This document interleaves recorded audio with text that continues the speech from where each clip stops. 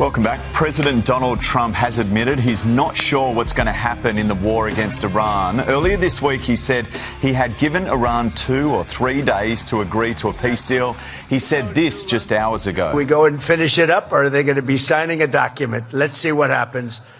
Iran's parliament speaker has accused the US of, quote, seeking a new round of war this morning, but Tehran insists it won't bow down to force. Live now to Trita Parsi, an expert in US-Iranian relations. Morning to you, Trita.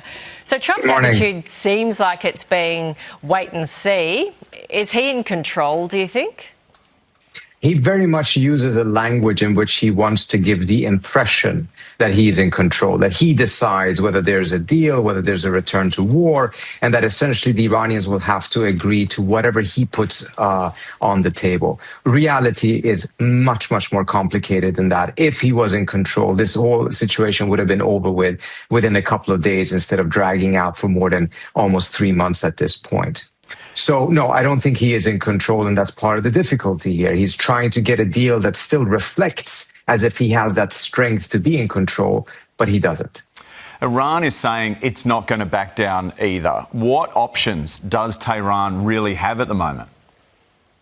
Well, if it's military options, if there's a return to war, I think the Iranians frankly retain escalation dominance, in the sense that if the United States were to strike, the Iranians have plenty of targets in the region that would be devastating for the global economy and would translate back into major political problems for Trump, who's already now facing increasing difficulties in Washington with the midterm elections coming up.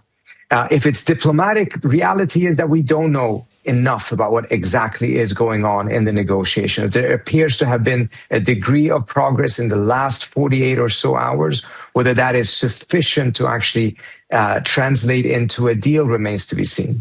So we're in this basic ceasefire arrangement. Could this just go on, and could Iran be increasing its nuclear weapons, and we're sort of in this stalemate?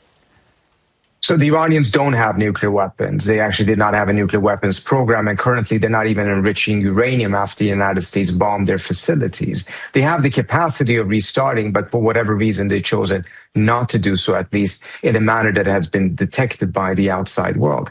The status quo is ultimately intolerable for both sides. The question is, who will cave first? And at the same time, it is intolerable for the rest of the world. Australia is suffering, much of Asia is suffering tremendously from these higher oil prices and what is increasingly turning out to be a fuel shortage as well as a result of this war. So I don't think that this can last for that much longer. There has to be some sort of a give and take. Yep, it's impacting everyone at the moment, isn't it, Trita? Appreciate your time. Thank you. Thank you.